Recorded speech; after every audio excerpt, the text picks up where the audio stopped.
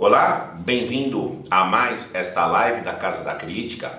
Hoje nós vamos cuidar de um tema bastante importante, o tema dos pseudo-debates e a disputacho medieval.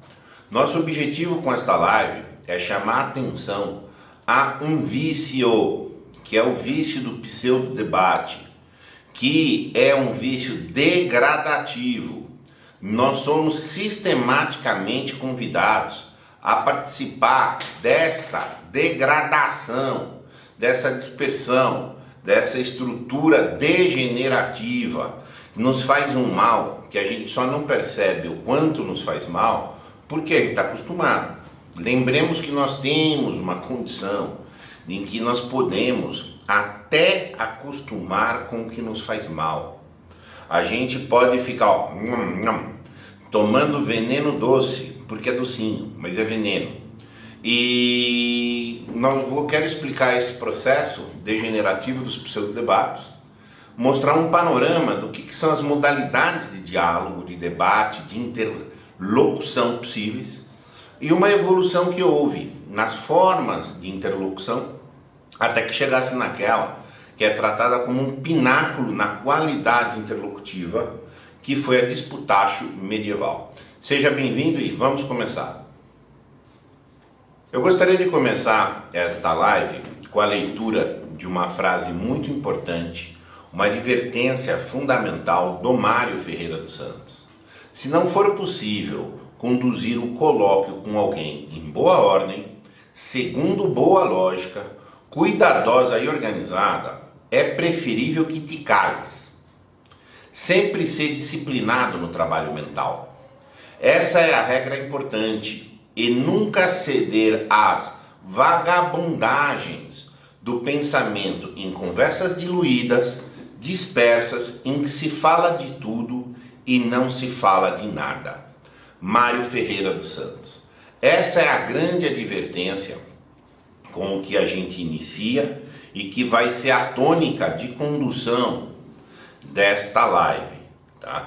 Nós somos chamados para essa figura aqui, a ter uma ideia que porque a gente está tendo interlocução, a gente está tendo algum sentido, a gente virou uma mania, um vício, estou falando, estou debatendo, estou dizendo, etc. Isso é vício, e vício, todo e qualquer vício, nos degenera em condições existenciais. Eu trouxe aqui um pequeno inventarinho das modalidades que existem de interlocução humana, pelo aspecto das suas intenções envolvidas, tá? E não é absolutamente exaustivo, mas assim, eu creio que as figuras principais das interlocuções estão aqui. A primeira é o nadismo, niilismo, que é em especial essa a que o Mário estava aludindo na frase que a gente acabou de ler. É o falar por falar, eu sei, como é que é, conversa totalmente desconexa, quebradiça, tá? Muito comum. A linguagem é cumulativamente um elemento afetivo e um elemento de cognição. Então, nós muitas vezes comunicamos um afeto, e pode ser um afeto oco. Falar por falar, dizer por dizer, ligar a televisão por ligar a televisão. Já viu gente que chegar, não, mas liga a televisão. Tá vendo aí, mas você tá vendo alguma coisa? Não está vendo nada. Isso já entrou na rede social, o cara fica tá achando muita coisa, não sabe do que está dizendo, não sabe o que ele está interagindo, mas há uma pseudo-preenchimento. Ele está tão vazio que ele tem ali um pseudo-preenchimento. Pessoas que a gente tem muitas vezes aqui, que fazem interação com a Casa da Crítica, vem coisas descerebradíssimas. Não é um ser descerebrado meramente de ser uma condição descerebrada daquela pessoa. É no mínimo um estado. Fala lá, pergunta, diz qualquer coisa e etc. Aí o negócio começa, acaba, não tem fim. Isso está terrível. Nós somos bombardeados disso todo dia, todo mundo dando palpite. Há uma ideia que a gente tem que dar palpite e opinar sem saber do que está falando. Então isso é um processo de dispersão. Isso efetivamente é um processo de dispersão. Principalmente em momentos de medo, as pessoas, o medo e a ansiedade, eles provocam dispersões muito grandes. Então aí você espere interlocuções nesses sentidos em pessoas tomadas nesse estado, só que não entra no jogo, gente. Tem nada para agregar, você nem consegue comunicar a pessoa. Quando muito é uma troca de afetos muito brutas, muito brutas, que não vai ter nenhuma elaboração. Tá? Depois eu estabeleci a rixa, a retórica, a negociação e a dialética. Tem um processo aqui, tem uma escadinha ordenada segundo um critério. Há um critério das intenções. Essas intenções muitas vezes podem ser até subjetivas, tá? Então a dispersão é nada. O que o cara quer? Não quer nada. É simplesmente uma idiosincrasia. É um jeito de ser porque ele é. Acabou. Idiosincrasia é isso. Ah, tá sendo. Mas por quê? Porque tá sendo. Ídios vem de si. Cracia de poder. Sincracia sem poder. Ah, um idiota babaca. Sabe o que tá falando? Tá girando aí. É o dispersinho. Tá? Então esse é o pior cenário. Evidentemente, não tem intenção nenhuma. Não tem nada de intenção. É simplesmente uma reatividade bestial. Tá? Aí entra uma situação, já começa a ter uma ordenação de afeto.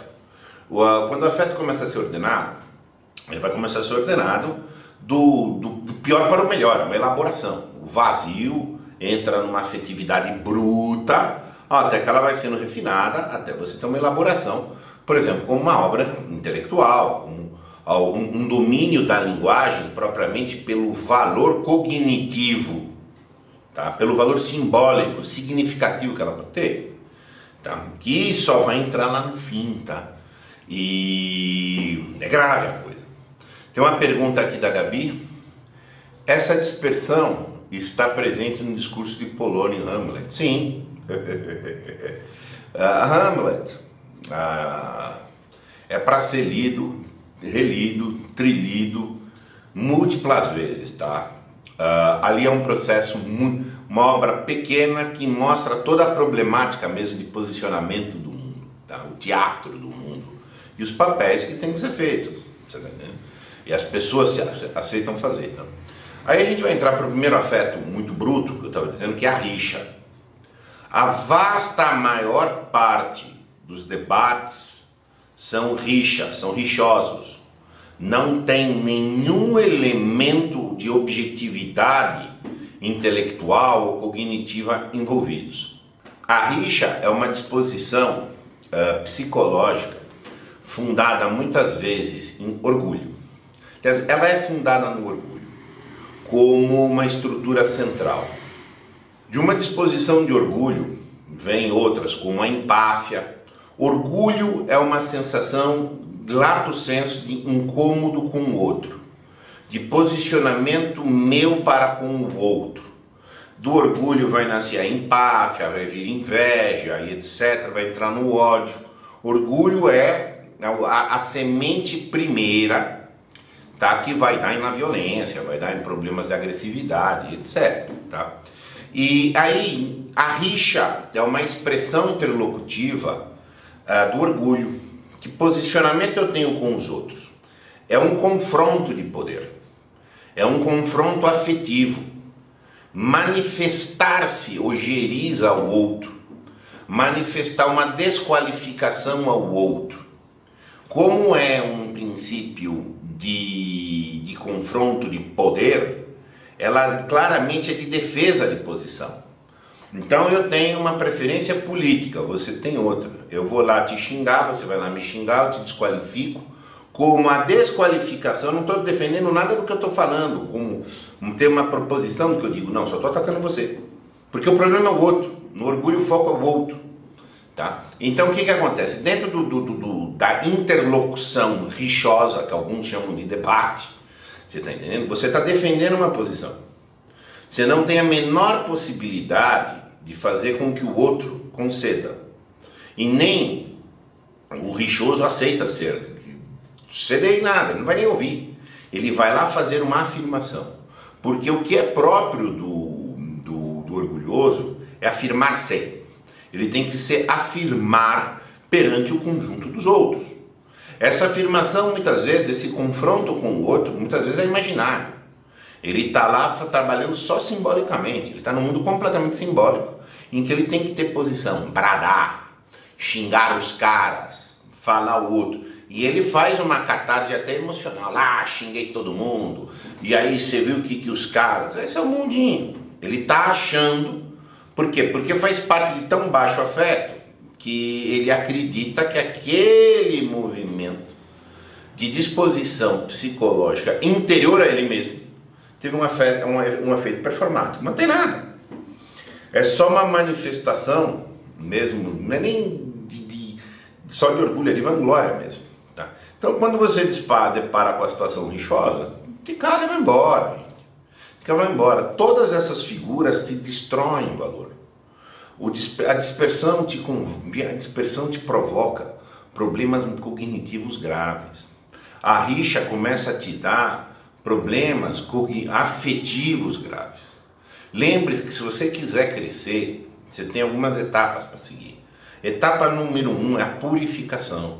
Você tem que se purificar disto, no sentido filtrar. Encontro com nada, vai para lá.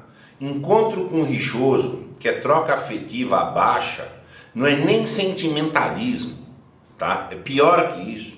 Não é nem bajulação. A bajulação vai entrar um pouco depois aqui na retórica, tá? É simplesmente uma agressividade estupidificante de afirmação. Você entra no jogo, você tá entendendo? Então, faz a sua purga, segue em frente, tá? Então, assim, do confronto, a gente vai para a retórica. A retórica, quem estudou um pouquinho de retórica, sabe que o objetivo da retórica é uma persuasão, é obter uma ação da pessoa. A retórica não entra propriamente numa dimensão de convencer ninguém. Claro que existe boa e existe má retórica. A boa retórica, no seu sentido clássico, ela é estudada para ser um elemento de auto-retórica, para ser um elemento inclusive de progressão da vontade humana, pela compreensão de como que a vontade humana pode ser mais instigada e aderir, uma alma pode se deixar persuadir da maneira muito canalha, mas é muito canalha, tá? Que aí é a prática da má retórica. Não quer dizer que falou em retórica é má, mas o viés que eu estou colocando aqui é da má retórica no sentido mal, que é a retórica da persuasão política. Política aqui é o sentido de poder, não precisa ser só de política institucional, partidária, etc. Você quer uma ação do homem. Então, ao invés de você confrontar de frente, você persuade. Persuade você pode usar de bajulação. A rixa não é um elemento retórico, a não ser uma rixa contra um terceiro. Então, manifesta uma rixa contra um terceiro para persuadir alguém que eu sou um cara legal. Clara bravata política. Tá? Clara difamação daquele.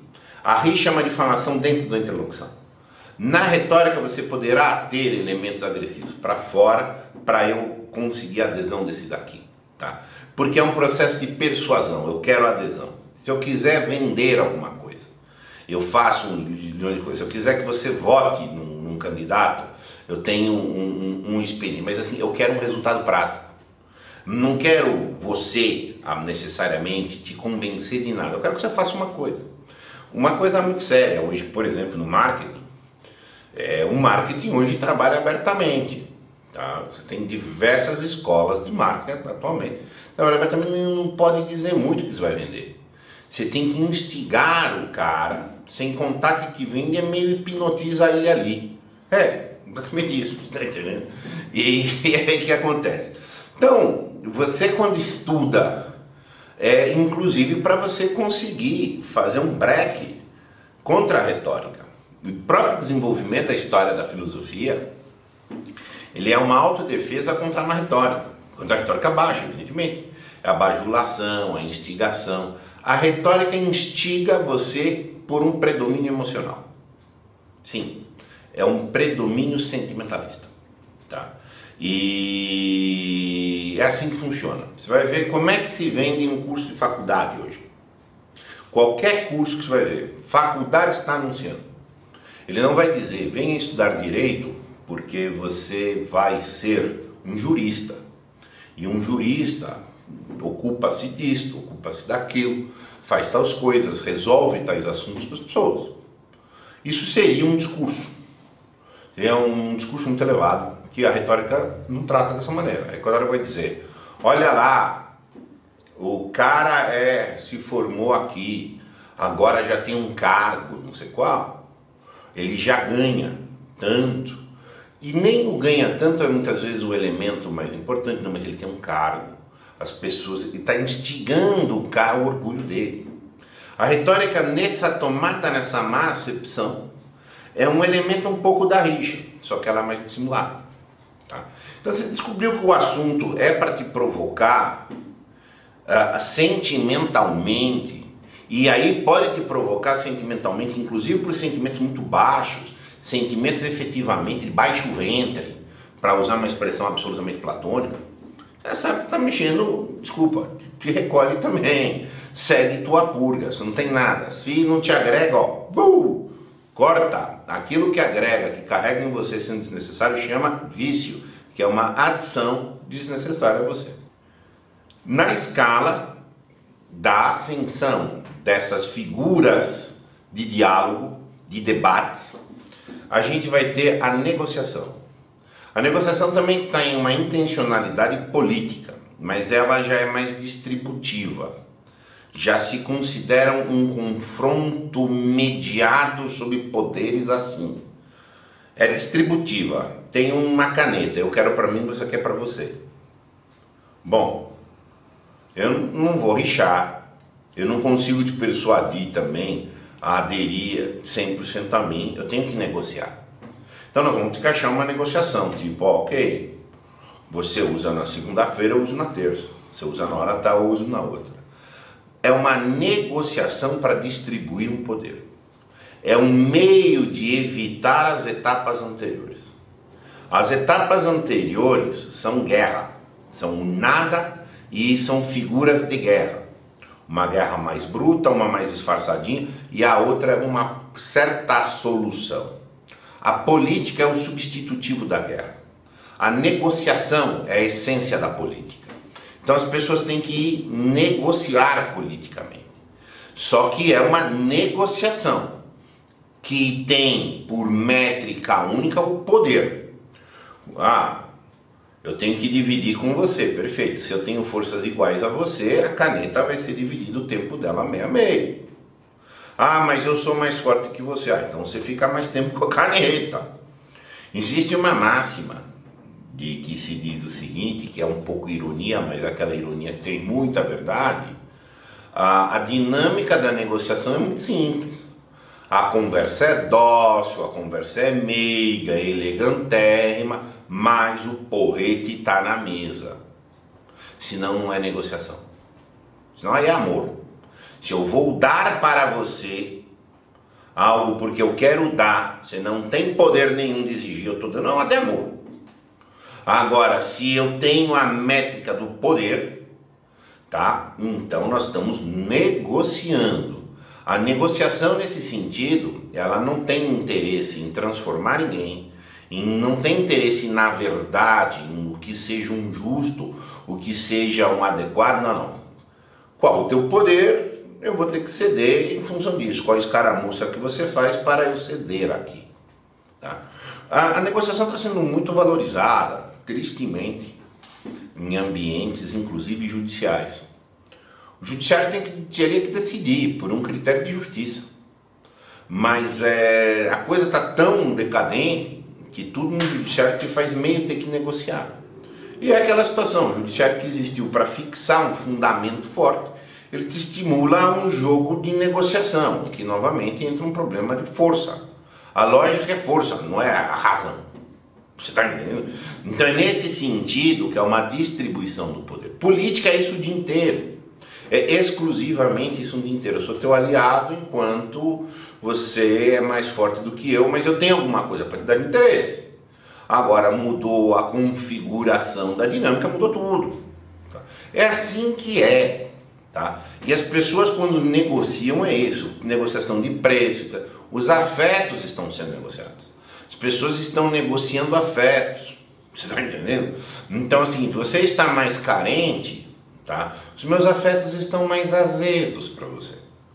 Você está mais forte, agora eu estou mais dócil. Quem já não viu esse tipo de situação na negociação, inclusive afetiva? São diálogos, são interações, são interlocuções, tá? Pautadas em negociação.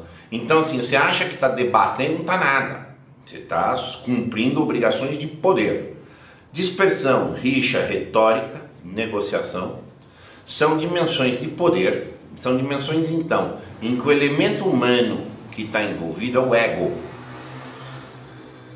Há um encontro de egos. A função do ego é ser exatamente esse elemento de adaptabilidade dos atritos. Tá? E tudo egoísta. Tá? Exclusivamente isso. Você pode perceber ou não, você pode achar que você está rixando com alguém que está debatendo, isso é idiota. Você pode achar que tem um discurso retórico, raso, bonito, e que então, isso é idiota. Você pode negociar achando que está fazendo justiça, não é poder, meu cara. Você está entendendo? Então, assim, a primeira coisa é entender isso. Usa-se demasiado, daí a expressão dialética, que é o foco que eu quero dizer.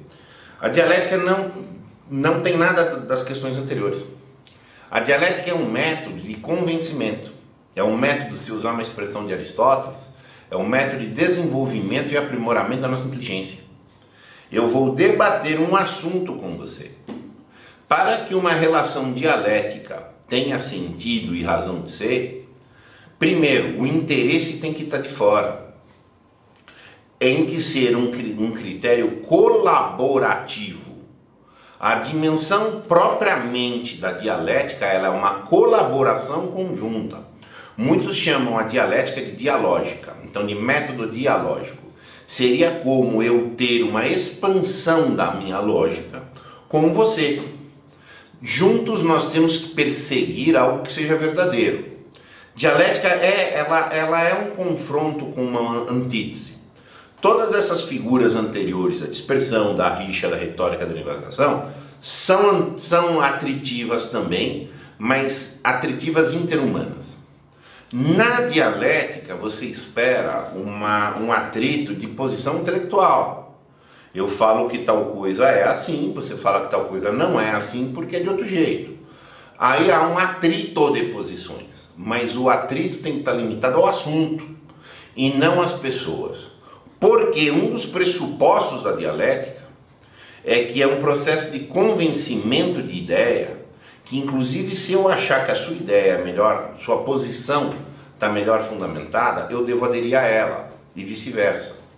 Por quê? Porque é um processo que ambos estão visando um desenvolvimento cooperativo comum. É uma forma de síntese, é uma forma de alteração.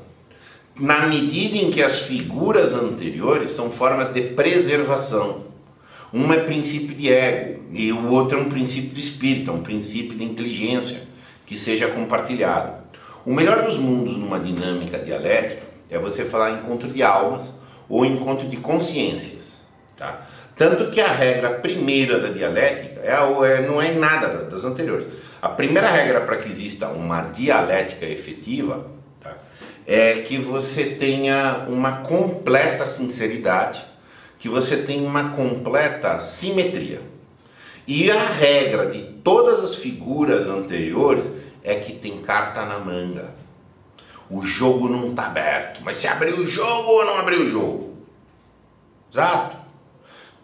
Por quê? São intenções diferentes. Só que todos esses jogadores, todos os rixosos, todos os retóricos, todos os negociadores, se fazem passar pela dialética, se fazem passar por estou debatendo, são cínicos, tá?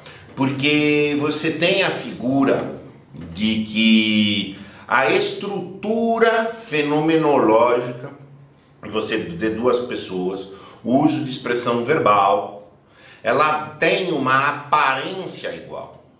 Mas a essencialidade fundada a partir de uma diferença de intenção é manifestamente distinta. Manifestamente distinta. Então, a partir do que você quer, você vai ver a dinâmica. Você tem que entrar no exame da intenção das pessoas. E se as intenções são tão baixas, você te retira. Te retira e te recolhe. Você está entendendo? E isso é fundamental. Então, dar a aparência de dialética ao que não é dialética é a intenção de todas as figuras anteriores. Quem não ama tenta fazer tipo que está amando. Quem está defendendo uma subjetividade, que é o caso de todas essas figuras, são defesas de subjetividades, tá? Tudo que ele quer é parecer que é objetivo. Ele quer parecer que ele transcende a ele mesmo. Mas, enfim, na verdade, só dentro de uma dimensão dialética que é uma busca efetiva de transcendência. Há uma disposição para que você tenha dialética que seja humilde. Nas anteriores são todas posições de orgulho. São todas antíteses disso daí. Tá? Então não tem ingenuidade, gente. Debate de Facebook. Debate de Facebook. Você acha debate dialético, você acha um aqui, o outro ali. Depois assim, é rixa, gente. É rixa. É absolutamente rixa. As pessoas estão andando fazendo afeto baixo. Ele acha que ele cresce, ele acha que ele se exerce na medida em que ele desqualifica os demais. Você está entendendo? Tá feia a coisa. Tá? Aí existe 2 níveis de interlocução. Nossa interlocução não para, gente. Não para. Nós temos uma interlocução externa social, que vai estar bem nessas figuras que eu falei ali, mas essas figuras podem acontecer como uma interlocução interna na nossa consciência. A nossa estrutura interior de consciência é de um diálogo. Nós temos vozes acusadoras, temos vozes defensivas e temos juiz. Nós sabemos perfeitamente quando a gente sobrevaloriza uma voz ou a outra, e nós sabemos quando nós colocamos o juiz para trapacear em favor de uma das vozes que é nós mesmos. Exato. Dentro de nós existe o nadismo. Dentro de nós, só conosco mesmo, nós estamos fazendo um diálogo ininterrupto. Muitas vezes você não percebe. Entre os mais modernos, aí se pegar o pessoal de toda a escola freudiana para cá, eles vão dizer que tem um diálogo da consciência com a inconsciência, então eu não quero nem entrar nisso, mas eu estou dizendo, mesmo nos aspectos já muito clássicos, ver a consciência com uma polifonia, tá? Isso é muito fácil de você verificar isso, e tem muito estudo sobre isso. Tá? Então, assim, nós podemos jogar essas vozes dentro de nós, na medida em que nós fazemos um acordo bom, um acordo fajuto entre as nossas vozes. E o momento que nós fazemos dialética interior. Você consegue ver claramente quando você fica falando bobagem, quando fala bobagem. Consegue ver perfeitamente, se você quiser, quando está rixoso com você mesmo. Eu devia, eu não devia, porque isso, isso. Você mesmo se xinga. Você mesmo se desqualifica e se instiga. E pode ter essa situação. Quando essa rixa interna é muito grande, o cara pode ter até transformações aí de alguma coisa que morde o cara, você tá entendendo? Isso daí é muito, muito complicado, tá? Depois a gente sabe quando tá fazendo retórica com a gente. Isso aqui que é? Eu vou fazer essa coisa, mas depois eu vou me explicar que eu fiz aquilo. A gente sabe que tá fazendo manipulação com a gente mesmo. Sabe que tem uma voz dentro de si manipulando outra voz de você dentro de si para falar, eu vou falar isso para mim mesmo, porque depois eu justifico aquilo. Ou a gente sabe quando está negociando, sabe o que é? Eu queria esse, mas então eu não vou fazer esse, porque daí eu vou me compensar depois. Essa mesma estrutura interlocutiva de debate está acontecendo interiormente dentro de nós, quando também nós praticamos a sincera dialética.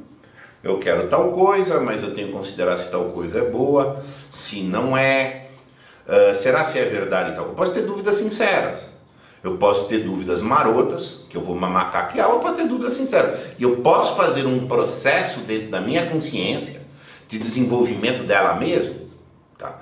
E nesse sentido, o contato com a interlocução externa, nos níveis e patamares muito baixos, mesmo de baixo ventril, tá? Estão me tirando, estão me dando uma distorção do elemento de como eu tenho que fazer comigo mesmo. Não tem jeito, nós temos um princípio de quebra de unidade. Então, se eu vou me quebrando aqui em fraturas de interlocuções porcas viciantes, internamente isso está sendo assimilado, gente. Eu vou reproduzir mais ou menos esse processo, inclusive eu mesmo.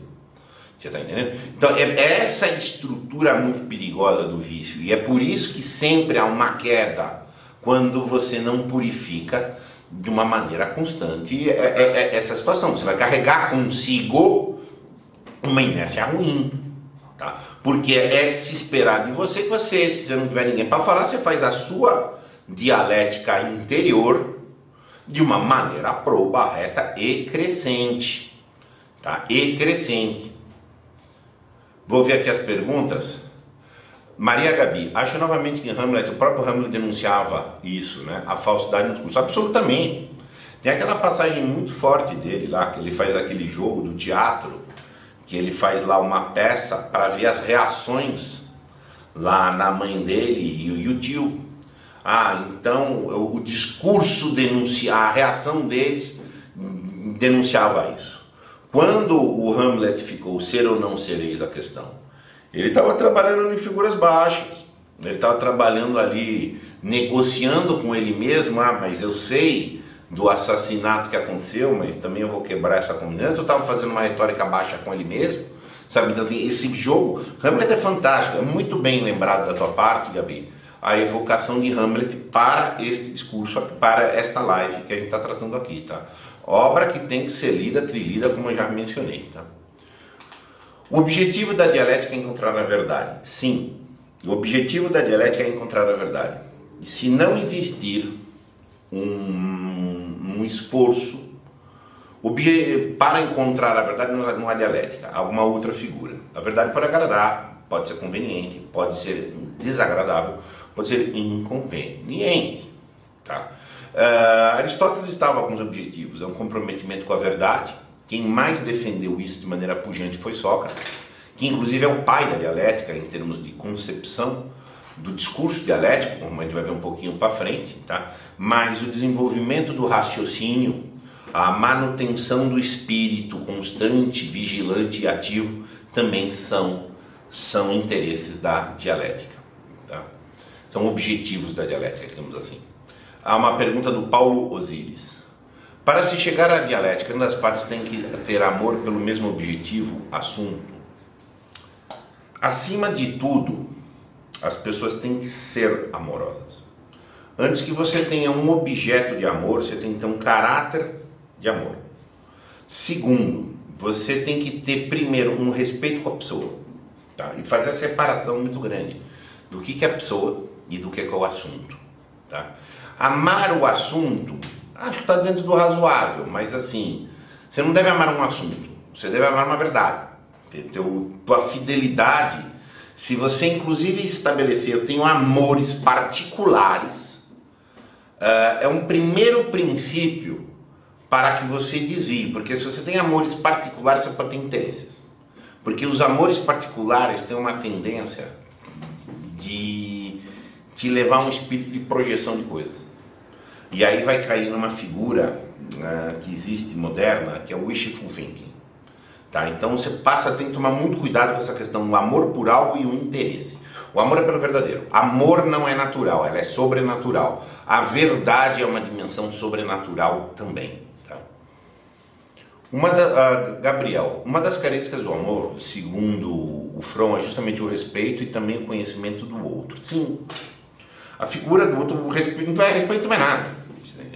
Então assim, em que ambientes normalmente você poderia ter dialética? Com pessoas que partilham os mesmos valores nesse sentido mais transcendental e nas relações de amizade. As relações de amizade são relações que têm um fundamento muito grande, na verdade. Outras relações de amor podem permitir até cumplicidades. A relação propriamente de amizade, ela é 100% incompatível com algumas cumplicidades. A função do amigo é pôr o outro amigo no chão. O carinha que está fazendo ilusão. Mas isso é colocado num sentido de respeito ao amigo, que é onde inclusive você vai conseguir fazer as dialéticas em termos de abertura da tua consciência, e um amigo pode mostrar para você os enganos. Ele pode funcionar com uma outra profissão que é dialética, gente, que é de terapeuta. Ele tem que pegar a sua estrutura discursiva interior e mostrar onde tem vícios conceituais, onde você mesmo está jogando com palavras dentro de si, você mesmo está fazendo retóricas rasas, e desmontar. Isso um amigo pode fazer, mas estou falando de amigo, não estou falando de companheiro, não estou falando de colega, não estou falando de amigo no sentido próprio, forma do gênero de amor-amizade. Tá? Roberto, os tipos de debates aí elencados na ordem apresentada parecem estar intimamente ligados a estágios da maturidade. Sim, estão. Muito bem observado, Roberto. É uma ascensão nesse sentido mesmo. Do nada ao afeto bruto, ao afeto tinhoso, ao interesse e depois à transcendência. Exatamente isso.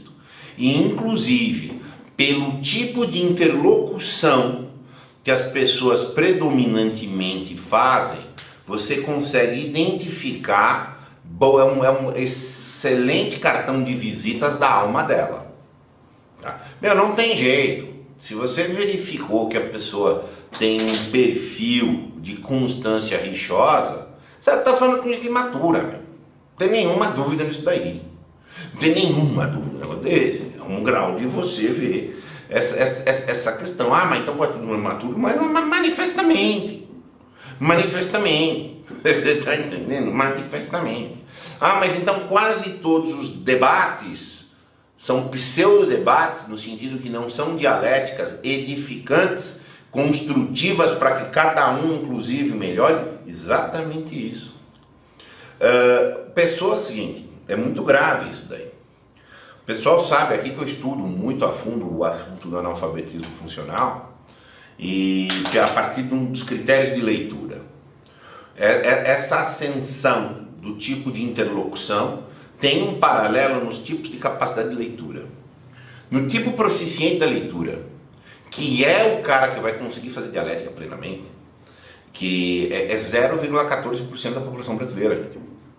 Que 0,14% da população brasileira, tá, tem condição proficiente de leitura. Que isso quer dizer que provavelmente é essa margem de pessoas que tem uma busca da progressão, uma busca ativa do processo de progressão. Porque para progredir você precisa da dialética. Você não consegue progredir sem fazer dialética. Se você não fizer, inclusive, essa dialética dentro do cenário e do âmbito externo, você tem que fazer consigo. A progressão é um processo dialético ininterrupto em si. Vários filósofos, feito a gente vai ver daqui a pouquinho, já fizeram uma associação de que há da dialética propriamente interlocutiva com uma própria dinâmica da realidade. Tá? Nós vamos ver isso daqui para frente, de tão importante que é essa atividade. Então você tem que bem ordenar esse processo dialético dentro de você, para que você entre naquela coisa que é muito rara entre nós, que é a progressão. Para que você progrida, você tem que aceitar que você pode sair dessa posição e ir para outra. Agora, você ficar defendendo ali, rixando, ou só sendo interessezinho, etc., você não progride, gente. Você vai, quando muito, defendendo uma trincheira. Quando a dialética tinha que ser uma dinâmica de ataque, você entendeu? A dinâmica é dinâmica, o processo dialético é dinâmico. Não é conservador de posição. Tá? Vamos ver mais perguntas aqui. Maria Gabi. Quando eu trabalhava com negociação, fiz um curso aí na Fiesp. A instrutora nos ensinava a ler os adversários da negociação, com uma forma que sentavam, colocavam as mãos, repararam nos complexos e saber usar isso sorrindo. Ah, exato! Negociação é isso aí mesmo. A negociação está levando em consideração o outro. Por quê? Porque ela é um equilíbrio do poder relativo ao outro. Dentro de uma negociação, eu quero a caneta, você também quer? Nós vamos negociar a partir do quanto você tem de poder, a partir do quanto que eu tenho de poder, como é que eu equilibro. Se você está dando elementos aí que são capturas de observação dos poderes envolvidos. Tá? Agora, se você estivesse num processo de dialética, você estaria discutindo, bom, é justo a quem a caneta? A quem não é justo a caneta? O outro, nesse sentido diminuído, e não do respeito, mas do poder, ele nem entra em consideração. Tá? Duas pessoas querem uma caneta, como é que se resolve? Tá? Isso seria uma atividade de um legislador, uma atividade de um julgador. E se você vai julgar algum processo judicial, você tem que considerar que é uma situação em abstrato e falar o que é justo, o que é razoável, a partir de outras considerações que não. Ah, mas quem pode mais, quem pode menos, mas esse aqui está mais nervosinho, aquele ali está mais necessitado, esse aqui está com... Enfim, como é a própria negociação. Tá? Você está confirmando aqui bastante, corroborando aqui desse fluxo de ordenação que eu pus. Tá? Muito bom. Vamos lá. Roberto, mais uma pergunta do Roberto. Interessante. Seria possível comparar esses padrões de analfabetismo funcional com outras nações? Aqui tem muitas coisas na tua pergunta. Critérios comparativos de analfabetismo funcional existem, tá? Tem vários, tá? Quando eu falo para você é baixo, o nível proficiente é baixo. No Brasil é baixo demais, 0,14%, tá? Mas assim, em países europeus pode ser 3%, que também é baixo, mas entre 3 e 0,14, gente, dá uma dinâmica. Eu insisto, isso é uma tese minha, uma percepção, uma intuição minha, que você vai poder ver isso comparando o grau de respeito. Se as pessoas se desrespeitam sistematicamente, você tem um padrão. O critério de comparação disso nas pessoas é pelo grau de respeito. E não se esqueça, quando você ceder a essas figuras interlocutivas mais baixas, tá? Você está se desrespeitando também. Por quê? Porque o que é necessário, o que é próprio, o que é devido, que você tem que buscar para si é o seu crescimento, é plantar no seu jardim. É você estabelecer condições de você ter uma dialética, você viver a vida reflexiva, tá? Que é o ideal desde Sócrates, tá? É você plantar, você crescer, você ter critérios próprios, é assumir os assuntos com propriedade, o que te exige a síntese dialética consigo.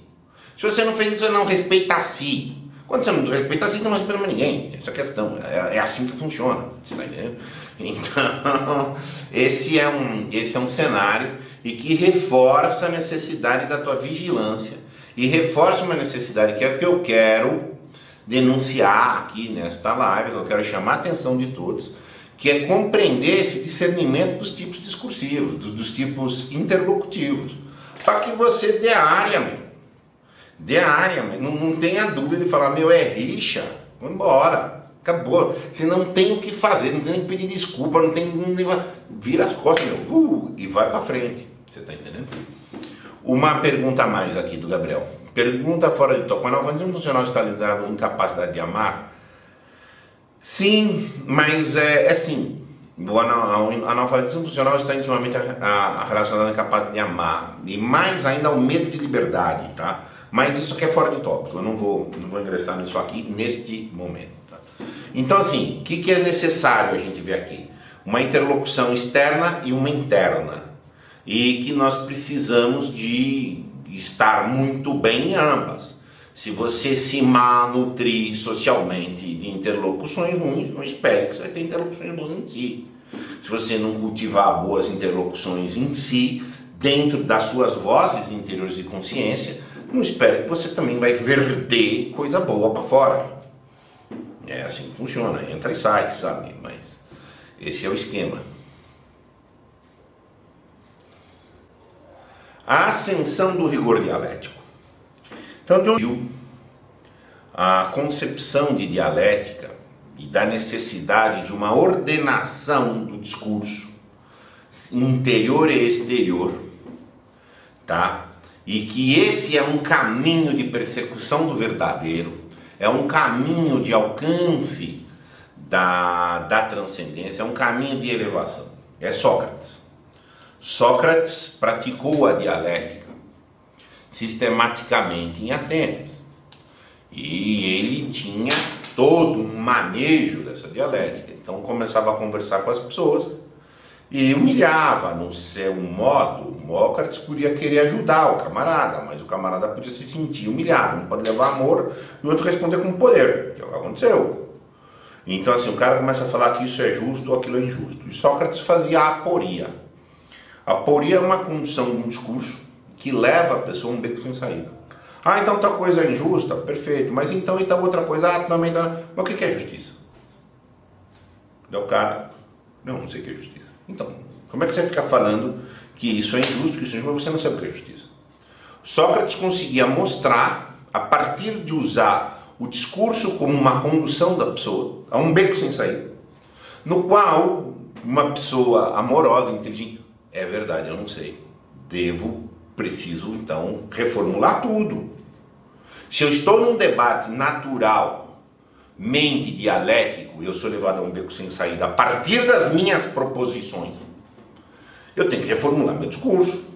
Eu sou obrigado a ceder a posição. Do contrário, eu estou agindo sem humildade, eu estou agindo com maldade, estou agindo com orgulho, que é o que aconteceu. As pessoas começaram a se sentir humilhadas. Tanto que ele morreu por uma manipulação que se fez. Tá? Mas por quê? Porque ele conseguiu mostrar que as pessoas só estavam nos padrões egóicos. Mas efetivamente ele tinha uma personalidade integrada. Mas a interlocução do entorno não. Tá? E já vem dele a questão que é uma tese, antítese em síntese. Então há uma situação, há sempre um elemento adversarial, que os filósofos vão chamar isso de movimento. E depois há um outro estado, que é a síntese do encontro de algo com a sua oposição. E que esse processo se desenvolve em toda a natureza. Tá? E é assim que é. Isso é muito sério do ponto de ordenação da alma, como a observação dos movimentos do mundo, tá? E ver o fluxo efetivo da natureza, e a partir daí Platão subiu para alcançar patamares místicos e transcendência usando essa estrutura, tese, antítese, síntese, tese, antítese, síntese. Tá? Na sequência vieram os diálogos de Platão. Platão escreveu de forma dialética. Ele representou Sócrates. O que Sócrates não escreveu, não deixou escrito, mas Platão registrou esses diálogos. Então toda a demonstração de Platão, ele dedica diálogos para o amor, diálogo para a beleza, diálogo para a imortalidade da alma, e etc. Que são diálogos em que muitas vezes Sócrates é um dos participantes do diálogo. Há uma discussão se ele representou fidedignamente Sócrates enquanto elemento histórico ou não, mas enfim, outra discussão.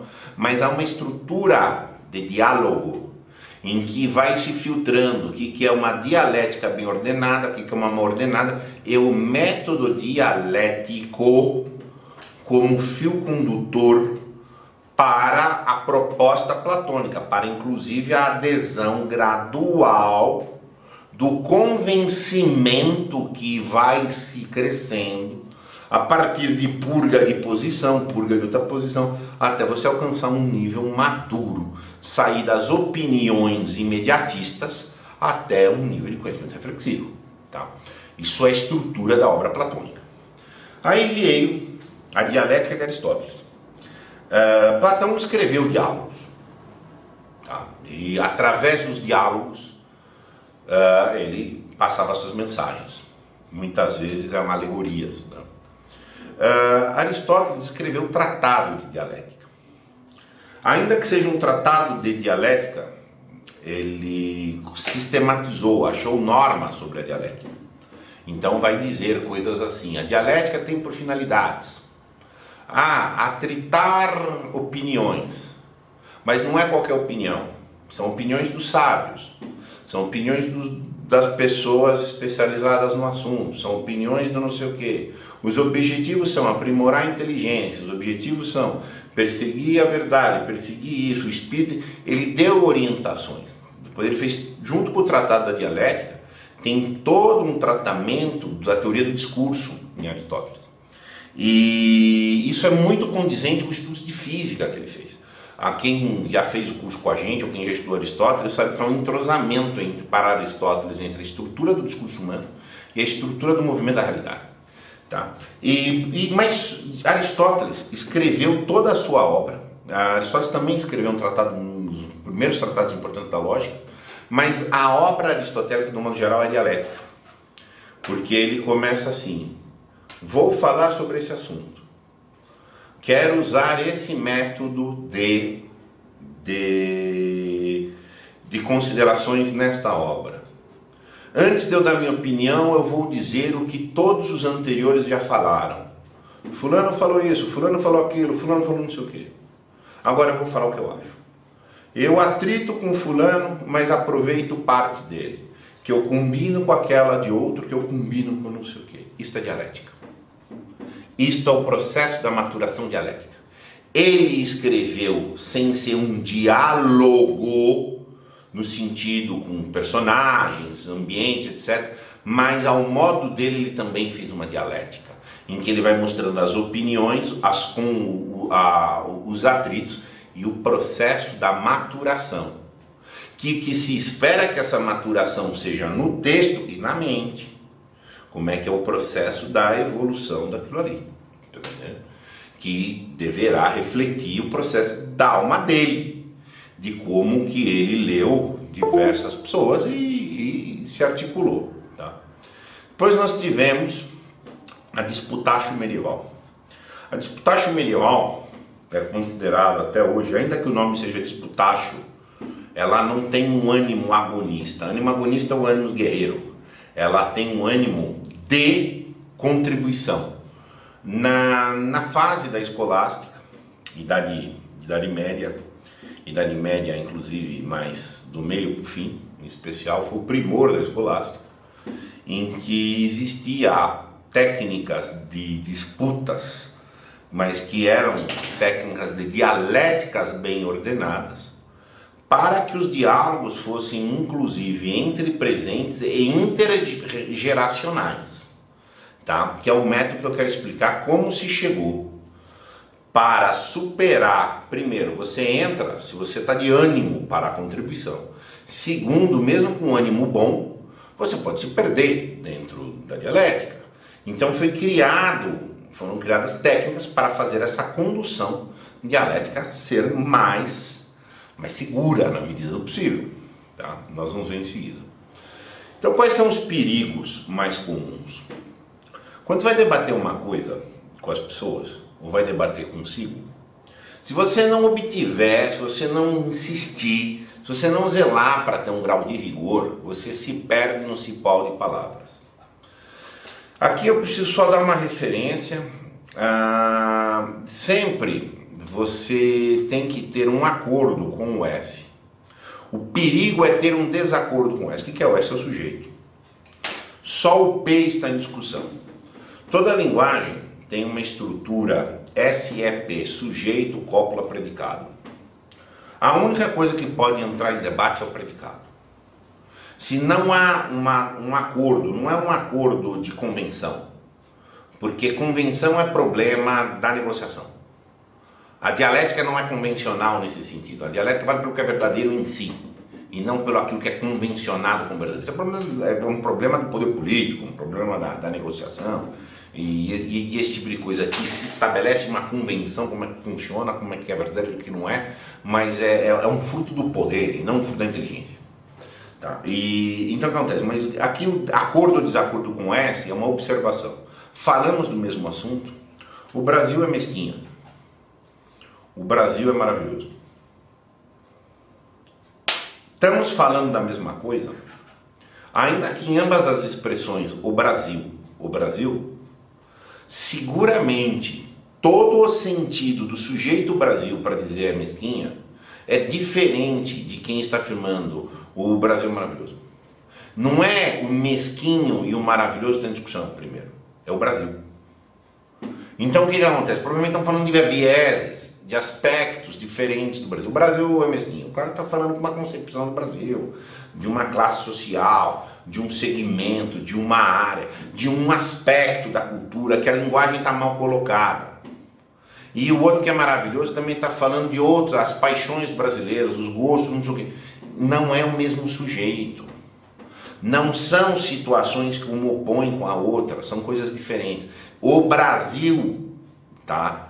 É diferente, você está entendendo? Então assim, isso é muito complicado quando você está falando com os entes de ficção. O Brasil é um ente ficcional. O Brasil em si não existe. Existe um território, existem pessoas, existem lugares que estão aqui, instituições, mas o Brasil não. Então, primeira coisa, você tem que afunilar muito a certeza que está falando do mesmo sujeito.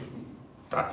É muito mais comum do que a gente pensa. A maioria dos vícios nos debates é um desacordo com o sujeito. Nós mesmos nos perdemos, porque nós mesmos estamos trabalhando com a linguagem, não com o conceito. Tá? Vou tentar deixar um pouquinho isso aqui mais claro, um pouco para frente, tá? Isso é um assunto sério. Então, assim, a maioria dos pseudo-debates, mesmo que se supere as intencionalidades, eles podem se perder nesses pontos aqui. Aqui é a ambiguidade do sujeito. é uma extensão do item 1, tá? E dou um exemplo, a Gabi está pedindo mais um exemplo, o Brasil acho que aí não foi suficiente. A ciência acha que tal coisa é boa. A ciência refuta tal coisa. Ponto. A ciência acha que tal coisa resolve a doença X. A ciência acha que tal coisa não resolve a doença X. O que está em discussão primeiro aí? Ela resolve ou ela não resolve a doença? Não. O que é ciência? De que ciência estão falando? Ambas as frases são ambíguas demais. É o que se chama em lógica de expressão mal formulada. Por quê? Porque é ambíguo. Então posso dizer que a ciência acha, discorrer um monte de coisa e te atacar, você dizer que ela não acha por um monte de coisa. Mas são assuntos que nem se intersectam. Por quê? Porque o conceito de ciência também é extremamente ambíguo. O que é um conceito preciso? O cientista X falou tal coisa sobre a doença tal, por esse fundamento. Isso é uma expressão passível de dialética. Então, este cientista X tem ou não tem razão, lá se cura ou não cura, porque eu vou objetar isso ou objetar isso trazendo um outro. Esse cientista, agora eu vou falar a ciência. Definição de ciência é muito mais vaga do que as pessoas imaginam. Então eu consigo dizer, a ciência acha. Tudo bem, a ciência acha. A ciência não acha. Tudo bem, a ciência não acha, não tem razão. Só que eles não estão atritando, estão com coisas diferentes. Por quê? Porque o sujeito é outro. Advogado no mundo jurídico, a jurisprudência pensa assim, botar jurisprudência, o cara tem uso A, igual o outro usou o A na ciência, como se A é artigo definido. Ciência é indefinido, como a jurisprudência é indefinida. Se ele falar, o tribunal X, na ocasião tal, achou tal coisa, perfeito. Aí, mas a jurisprudência, igual há uma ambiguidade, uma amplificação, em que assim as pessoas podem falar o que for, mas elas não estão debatendo. Por quê? Porque não há atrito que elas estão dizendo, a desconexão completa, ainda que as expressões verbais sejam as mesmas. Você está entendendo? Isso é muito, muito, muito comum. Tá? Isso, gente, no ser humano, Nossa Senhora, o Vicente é um puta cara legal. Não, o Vicente é um puta de um canalha. Não, por quê? Porque não sei aonde, quando ele era criança, ele pôs um chiclete debaixo da mesa para dar risada a quem pusesse a mão ali. Ha, ha, ha, olha lá. Agora, não, o Vicente é um cara legal porque ele fez uma doação. Então, você pegar um aspecto particular, você não está falando mesmo Vicente, em termos de falar de um caráter do Vicente. Então você tem que definir muito precisamente o que é o caráter geral do sujeito que você está falando e delimitar isso daí. Senão você está falando coisas diferentes. Você está entendendo? E isso é muito problemático, é difícil, hein? É difícil você fazer esse esforço. E você com você mesmo você tem que fazer isso. Nós mesmos temos que fazer esse esforço ou a gente se perde mentalmente. Tá? A gente se perde mentalmente. Tem uma figura de linguagem que as pessoas usam muito, metonímia. A metonímia põe a gente nisso aqui. As pessoas tratam a ciência como um sujeito concreto, como um sujeito que não existe. Não existe a ciência, não é um sujeito concreto. Quando você fala assim, é um sujeito de expressão linguística, mas é um cientista diz tal coisa, outro cientista diz tal coisa. 20% dos cientistas dizem que você está dando concretude. A partir daí você pode chegar com um acordo, uma observação objetiva que é o mesmo sujeito em ambas as frases, então a dialética vai começar. Tá? Aí o fluxo errático, a coisa começa, acaba, está desordenada, não segue concatenamento lógico, de premissa não segue conclusão, sabe? E, enfim, erros de raciocínio mesmo, tá? De colocar a ponderabilidade das coisas, etc. Desonestidade e desinteresse também. Então, o cara conduz desonestamente o fluxo de raciocínio para melhor acomodar o que ele quer, o que ele não quer. O que acontece lá na interlocução externa e interna. É o auto-engano deliberado, é o joguinho, eu manipulo minha consciência. A melhor obra, daí para um clássico universal, para o processo da manipulação interior da consciência, Crime e Castigo de Dostoiévski. Ele mostra esse processo claramente, como que o cara teve que criar uma negociação retórica e rixa consigo dentro da cabeça dele lá, o Raskolnikov, para matar a velha. Você tá entendendo? Espetáculo, ele ingressou realmente na intraconsciência. Shakespeare é a obra dedicada ao fingimento humano. Dostoiévski, a manipulação interior. Então, isso aí dá uma liga, ó. Shakespeare e Dostoiévski dá uma liga riquíssima para se estudar. Aí vamos ver propriamente, então, o que foi a escolástica, a disputatio medieval, que estabeleceu um método rígido para que as dialéticas existissem e fossem bem sucedidas. Dentro do movimento da escolástica medieval, havia duas formas primárias de ensinamento, que era a lectio. A lectio é uma demonstração. O cara chega e fala, estou demonstrando. Teorema matemático, vim demonstrar. Aí existia a disputatio. Disputatio é cooperativa. E lesavam-se muitas questões, em especial teológicas. Tá? São Tomás de Aquino, escreveu muitas obras, que inclusive levam o nome Questões Disputadas, que davam um tratamento de uma questão através de uma dialética. Tá? E na dialética colaborativa de um grupo, que poderia ser sincronizado, desincronizado, intergeracionalmente, você sempre pode pegar as questões disputadas e reacender. O processo dialético não tem fim, porque tese, antítese, tese, antítese e síntese, a síntese, num sentido, é outra tese, que vai ter outra antítese, que vai ser um processo sem fim. A dialética nunca acaba. Ela sempre pode ser revisitada. Por quê? Porque a expansão tem que ser ilimitada. Tá? Então, o que acontece? Na disputatio medieval, como foi estabelecida, era lançada uma question. Vou dar um exemplo aqui. Tem vários, tá? Mas vou dar um exemplo. Existe o livre-arbítrio? Bom, está colocado. É uma pergunta. Diferente da lectio, que vem afirmar e demonstrar coisas, a disputatio começa com uma interrogação. Ou há ou não há. Ponto. Qual é a questão da primeiro momento? Eu lancei uma question. Existe o livre-arbítrio? Todas as pessoas têm que parafrasear a question. Olha, existe livre-arbítrio, quer dizer... Existe uma faculdade humana de tomar decisões? Existe uma concessão de dom de Deus por isso? Existe eu não sei o que? Você tem que dar todas as possibilidades significativas. Cada pessoa parafraseia como ela entendeu. Para que o proponente da question diga essa paráfrase e essa paráfrase estão convergentes com o que eu disse, parafraseiam o sentido que eu pus estabelecer. Bom, aí a question está estabelecida.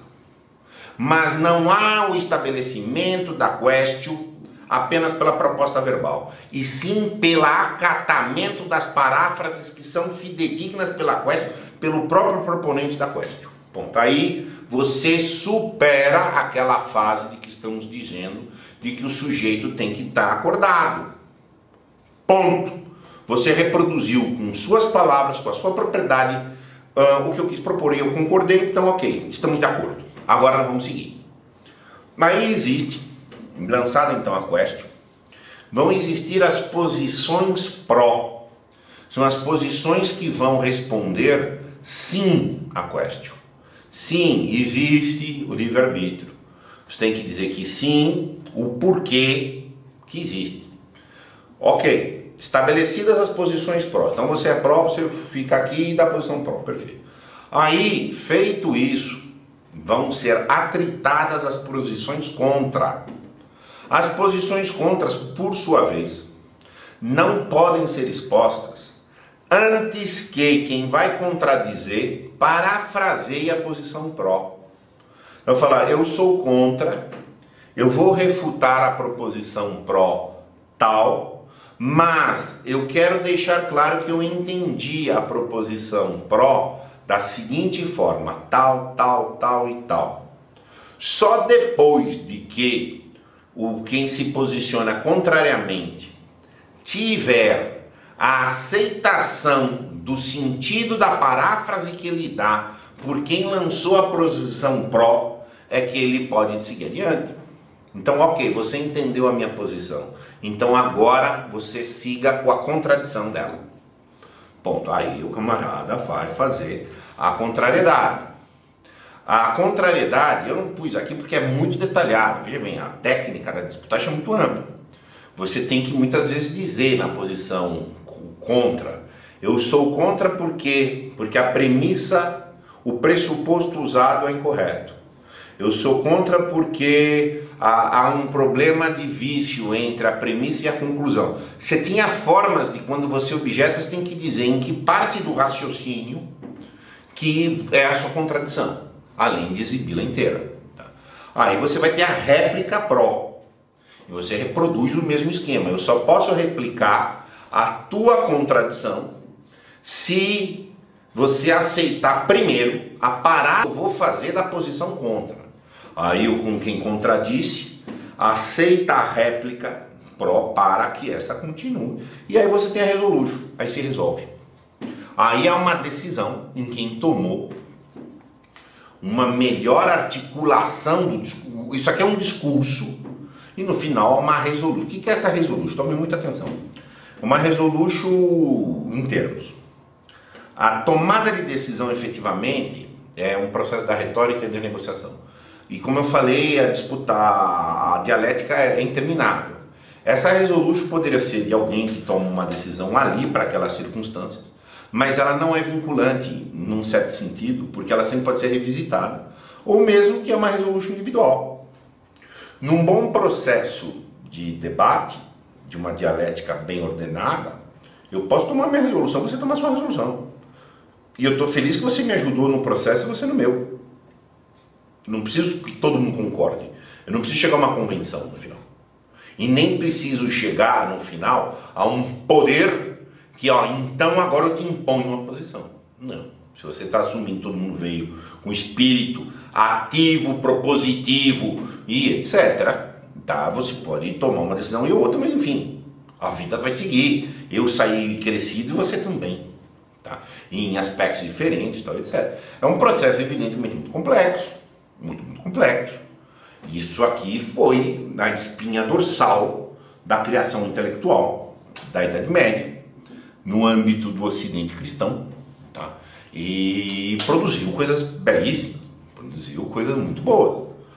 Hoje, quem deveria seguir um modelo simplificado disso, é um modelo simplificado, mas nem um modelo simplificado consegue seguir, é um processo judicial. Um processo judicial, ele tem uma dialética própria estabelecida por lei, dentro do Código do Processo, que segue uma etapa mais ou menos de cognição de um assunto tendente a uma resolução, que é o julgamento do juiz. Tá? Agora, o que acontece? A coisa não estava calhada no meio judicial. Sabe o que é isso? A coisa é feita realmente, e olha, dentro bem do mais ou menos. Você está entendendo? Então, mas é muito mais ou menos para baixo mesmo. O pessoal não tem nem condição de fazer isso aqui. Tá? Não tem. O nível mesmo das pessoas é muito, muito baixo. Tá? Mas isso é um processo dialético. Ponto. Você acompanha, faz um esforço muito grande para que não tenha desvio de caminho, para que não perca ambiguidade, para que a coisa não rodopie em conversas, em sentidos falsos. E se você reproduzir isso consigo, tá? Reproduza isso com você. Eu pensava tal coisa, agora eu penso outra coisa, mas é o mesmo assunto, é o mesmo sentido. Nós fazemos muitos erros conceituais, gente. Nós mesmos, conosco mesmo, podemos usar uma palavra e entender uma coisa, depois usar a mesma palavra para outra coisa. Isso nos dá é um erro de conceito, mentalmente, dentro de nós mesmos. Tá? Então, assim, são métodos que você desenvolve para você ter rigor, tá? Para você ter absoluto rigor dentro aí de uma situação. Não aconteceu nada. A lógica moderna evoluiu muito, tá? Em relação à lógica antiga, mas a dialética não. A dialética que está aqui ainda continua sendo um primor. É um primor. O Mário Ferreira dos Santos tem uma proposta de uma nova lei dialética que também é muito boa, tá? Mas não é o mesmo objetivo exato aqui, etc. Então, assim, Disputacho medieval em si, compreendê-la para extrair daí diversos processos do rigor, de como é que tem que ser a inteligência, para ver a própria reflexão interior, olha, é uma mãozona cheia, viu? Deixa eu tirar os slides. Enfim, estou abrindo aí para debates. Enfim, a missão eu vou repetir. O objetivo desta live é atentar a nós todos que o caminho do rigor é longo e ele começa pela purga. E se você não purgar, não sobe. Você ficar fazendo debate, vou debater, perfeito, é excitação afetiva. Se for sentimentalista, ficar naquilo ali e etc. Tá? A estrutura do processo de Joana d'Arc é um modelo pálido de Disputacho. Eu já ouvi falar muito sobre o processo de Joana d'Arc no sentido histórico e no sentido de que seja estudado por pessoas que já falaram que ela dava uma aula de capacidade de desmonte verbal às canalices no sentido que faziam na perversão do processo, tá? Mas eu não li, eu só sei isso a nível de informações, tá? Tá dentro do meu waiting list, tá? Um dia eu vou ler, você tá entendendo? Mas assim, tem tudo a ver com os assuntos aqui que eu estudo, tá? Mas tá no waiting list, tá? Eu tô no meio aqui da dialética do Mário Ferreira dos Santos, que é a Deca Dialética, então assim, tem... a listinha cresceu, tá?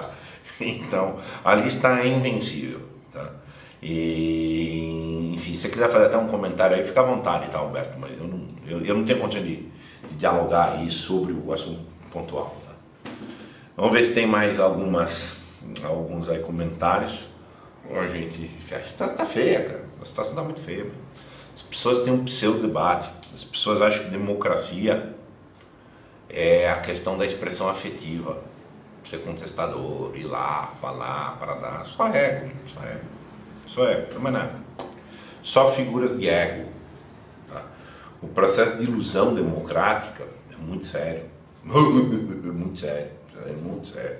E as pessoas já estão debatendo mesmo, as pessoas estão em dialética, que eu acho, opinião, não sei o quê. Como é fácil essa manipulação em cima disso tudo? Tese, antítese e síntese. Tese é uma coisa num certo momento. É.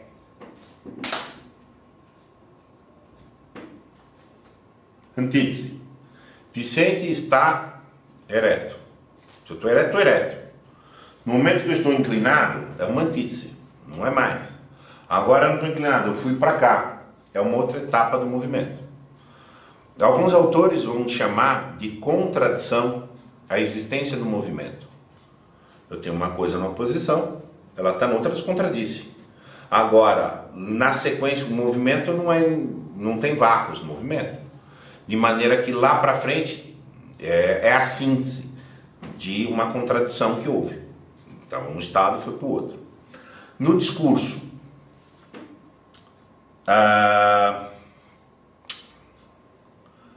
vou pegar um exemplo aqui bastante prático no discurso. O réu matou 10. Uma afirmação, tá? Uma tese. A acusação está lançando uma tese que o réu matou 10. A defesa não matou nenhum. Uma contradição absoluta. Uma síntese, por exemplo. Não, só matou 5. Por quê? Porque eu fui ver prova, porque eu fui analisar e etc. É um resultado de um antagonismo. Ou é 10, ou é nada, não, mas é 5. Tá? Então é um processo, a sentença, uma decisão, ela sintetiza atritos que houve. Houve 2 atritos, tomou uma decisão. Existe o livre-arbítrio, por A por B por C. Não, não existe o livre-arbítrio. É antítese. Olha, existe o livre-arbítrio nesse sentido. Ou ele existe absolutamente. Aí você tirou isso, então, etc. Então, uma maturação. Toda a síntese é uma maturação. No processo de amadurecimento feito aí, o Roberto questionou com a gente. É uma síntese. O homem amoroso, ele é uma síntese do egoísta. Por quê? Porque é natural que ele tenha sido criança, e como criança ele é um egoísta, porque a criança é um recebedor universal. Depois é natural que ele foi adolescente, que como adolescente ele tem orgulhos, ele tem isso, etc. Depois ele muda para outra função. É uma síntese. Era ele de um jeito, foi tendo uma oposição, uma antítese, ou seja, há uma transição tumultuada. Quando você está mudando de uma camada de personalidade, quando você está mudando uma troca de escama, é um atrito. Dialética é atritivo. Aí mudou, mas a próxima mudança é a síntese. Então são resultados sucessivos. Quando você fala sintetizou tal coisa, ela elaborou, vai assumindo elementos, limpando contradições, incorporando algumas, lixando outras e vai. Então, quando eu falo aqui nas etapas do crescimento da consciência, ou as etapas do crescimento espiritual, você tem que purgar, iluminar e unificar. A unificação é a síntese. Você purgou, pôs para fora, limpou, purificou certas coisas. Aí você passa a propor coisas. Aí você passa a unir. A unir, por exemplo, é uma síntese desses dois processos anteriores, inclusive de ser direto. Tá? Então, um diálogo, para que você cresça, ele é uma síntese. Começa com opinião. Será que é verdade tal coisa? O mordomo que cometeu o crime. Não, foi a governanta. Pode ser são opiniões legítimas naquele pé. Não, mas então vamos ver isso, vamos ver aquilo. Você vai maturando e sintetiza. O mordomo só deu um empurrão, a governanta fez não sei o quê. É uma síntese do processo. Então, esse aí é o sentido. Quem tiver mais perguntas aí, meus caros? Mas tá feia a coisa, hein? Nós somos convidados para ser rixosos todo dia. Eu já cheguei numa fase, sem nenhum vacilo. É zero de vacilo. Você me tratou de maneira rixosa. Tchau. Eu não vou brigar, não. Desliga, segue a vida aí. Então, etc. Mas então vou ficar sozinho? Eu guardo que já tô. Se você não aceita participar de interlocução rixosa no Brasil, é melhor você ficar fazendo dialética com os que já morreram, vai ler Platão, vai ler Aristóteles, entendeu? Que vai valer mais a pena aí. Deixa eu ver se tem mais alguma pergunta e a gente vai seguir. Os caras, então, muito obrigado e até uma próxima.